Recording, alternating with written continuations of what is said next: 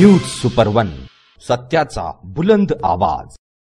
अशाच ताज्या महत्त्वपूर्ण घडामोडी बघण्यासाठी सबस्क्राइब करा न्यूज सुपर वन। फ्रान्सिस्कन धर्मगुरू फादर जाकीर बाबा यांच्या पदस्पर्शाने पुनीत झालेल्या आणि पवित्र वेलांकणी मातेच्या तीर्थक्षेत्राने प्रसिद्धी पावलेल्या माळी घोगरगाव येथे टिळकनगर धर्मग्रामाच्या वतीने प्रायचित्त काळानिमित्त आयोजित पवित्र क्रूसाच्या वाटेची भक्ती मोठ्या भक्तिभावाने संपन्न झाली। माळी घोगरगाव येथील ख्रिस्तराजा चर्चमध्ये भाविकांनी पवित्र क्रूसाच्या वाटेची भक्ती केली। तसेच या प्रसंगी पवित्र मिस्सा बलिदान अर्पण करण्यात आला।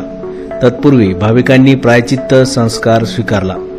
या प्रसंगी भाविकांनी फादर जाकीर बाबा यांच्या कबरेचे दर्शन घेऊन आपल्या मनोकामना पूर्ण होण्यासाठी प्रार्थना केली।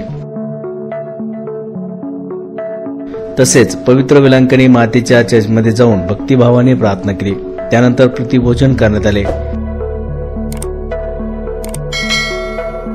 ही पवित्र क्रूसाची वाट आणि आध्यात्मिक सहल यशस्वी करण्यासाठी माळी घोगरगाव येथील ख्रिस्तराजा चर्चचे प्रमुख धर्मगुरू आणि संत जोसेफ हायस्कूल मुख्याध्यापक फादर प्रवीण वानखेडे यांचेही आभार मानण्यात आले।